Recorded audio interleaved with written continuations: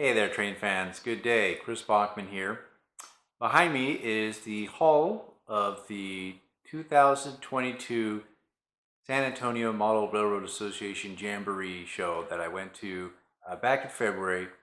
And I know it's a little delayed in reviewing these items, but this weekend is the 70th birthday of my dad, and I wanted to talk about this for him. I considered doing an introduction video for my channel, but I always kind of put it off as it's a little cheesy. But I think I'll kind of just roll them both into one here. So first of all, at the show, these are actually the first items in the model train world that I've actually ever purchased for myself at the age of 39. Although I do have my dad's train sets. But here is things I picked up. These two items I picked up on Saturday, the first day of the show. They were $10 each. I got excited seeing them, just being at a train show. It was the first train show I attended in about maybe 27 years or so. And I had lost my dad 2 years ago. He's still around, so to speak, but he has no brain function. So it's just the body. He had a surgery that went wrong, caused a massive stroke, and that was that. So I hadn't even seen him in person in 10 years. So it was tough. But missing him and remembering those days when we would run trains, we were members of the San Diego three-railers.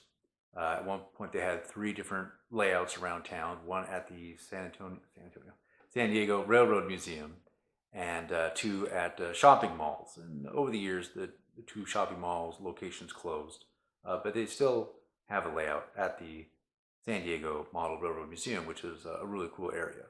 But I think the most time I spent with my dad in the 90s was when we were hanging out at the layouts, running trains, and it was a lot of fun watching small kids come in and their eyes getting all googly-eyed, checking out the trains, and we would just hang out all day. And we didn't do that a lot because my dad worked a lot.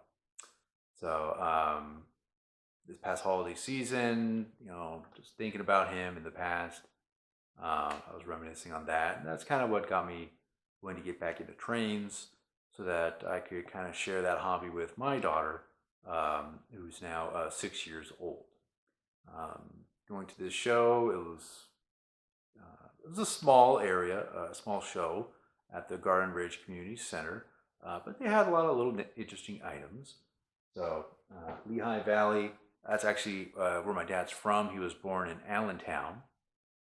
So I picked these two items up, and I saw this Plymouth Switcher set of Pennsylvania Railroad. So, of course, Allentown's in Pennsylvania, and I myself lived in Pennsylvania for 5 years, just outside of Philadelphia in Cheltenham, Montgomery County. So glad to say I'm also a Pennsylvania fan by default. I had seen it, went home, thought about it some more, looked them online, researched a little bit, decided to go back the next day. Wasn't sure if it would still be there, but lo and behold, the dealer had it there. So I struck up a conversation with the guy, and then was looking at some of his other items. He also had this little Southern Pacific caboose here, and he said if I bought the Plymouth Switcher set, he'd throw in the caboose for free. So living in and growing up in San Diego for many years, that was traditionally a Southern Pacific territory. Now here living in San Antonio, Texas, this was also part of the Southern Pacific area until they merged and disappeared with Union Pacific. So I haven't cleaned these items. I haven't run them. But these were the first things I had picked up. So someday I'll expand my collection, get more Lehigh Valley and Southern Pacific items, have locomotives and trains to connect those two, because I'm fans of those lines as well, and some others out there. But right now, you don't have unlimited resources, so I decided to really stick with just a couple smaller very specific layouts. So we got Strasbourg items here, and then there's a few other sets that we'll get into in future videos that I'm getting into, being Texas special stuff, especially from the LCCA, as I'm a member of that, and then some political items which are kind of fun. Having a building here in the background which may give you a hint, the CNN fake news. So let's go ahead and take a closer look at the Plymouth Switcher here. Alright, so this switcher set was built by K-Line. K-Line is defunct, and a lot of their tooling got bought up by Lionel. So for a couple of years, Lionel was putting out some Plymouths, so you can see them around from time to time, both Lionel and K-Line switcher sets. So this is a 027 gauge set here, so it's not true to scale, it's more miniature. But we'll go ahead, we'll take them out of the box and run it on the track here.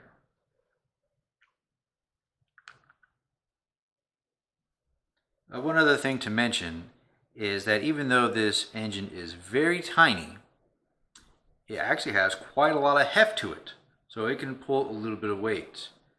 This is a die-cast engine, it's not plastic, so it is heavy.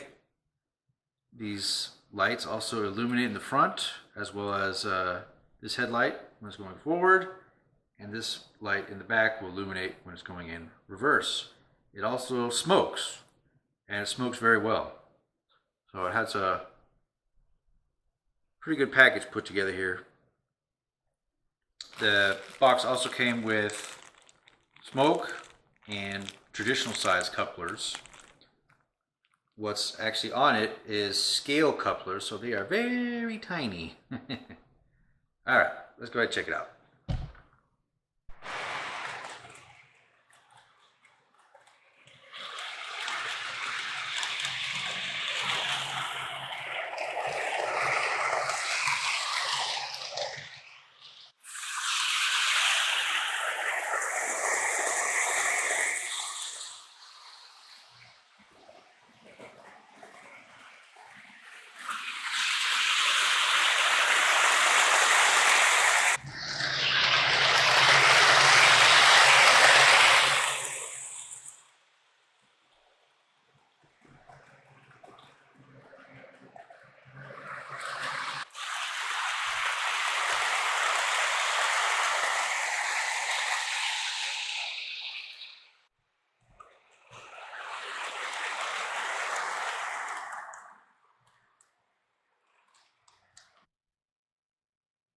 Well, folks, when I tested the train, it was smoking, but then when I started filming, it didn't feel like smoking anymore. So that's the thing with these old trains.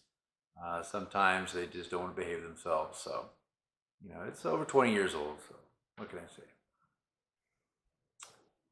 The seller I bought this unit from had it since it was purchased originally, but never ran it for whatever reason. So it was always just there in the box until I picked it up and took it for a spin after that train show, and it was a lot of fun. My daughter enjoyed it too, so that's you know, what matters is enjoying the hobby.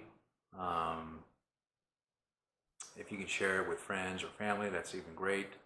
And another reason for wanting to do this channel is I've noticed not only are, of course, a lot of hobby shops disappearing, but when I've attended this show specifically and a few subsequent shows, a lot of the attendees are more advanced in age, a lot of baby boomers or even older, not a lot of young folks. So if there's anything that I can do to encourage new generations to get involved, that would be great. And I think that trains is a great part of Americana, and you know, should be around for years to come for everyone to enjoy. Oh, and just one little postscript, just so I don't get any negative comments regarding my dad being in bedridden for 2 years. Unfortunately, it's totally out of my control. Words of advice: have a will, and don't marry a foreigner that's only there to collect your Social Security money. So Unfortunately, it's a very difficult situation.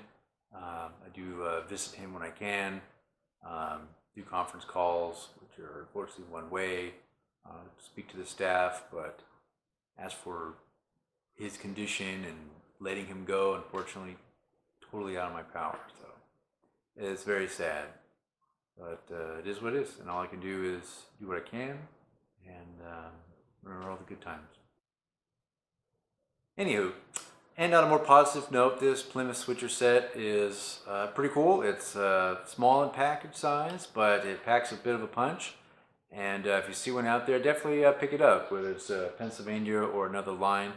They're great for small children, putting around the Christmas tree or small layouts like we have here. I think they can be pretty good value for what you get out of it. So, boxcar, tank car, caboose, very powerful engine. Hopefully I can get it smoking next time though. All right, that's enough for today. Y'all have a good one. Take care.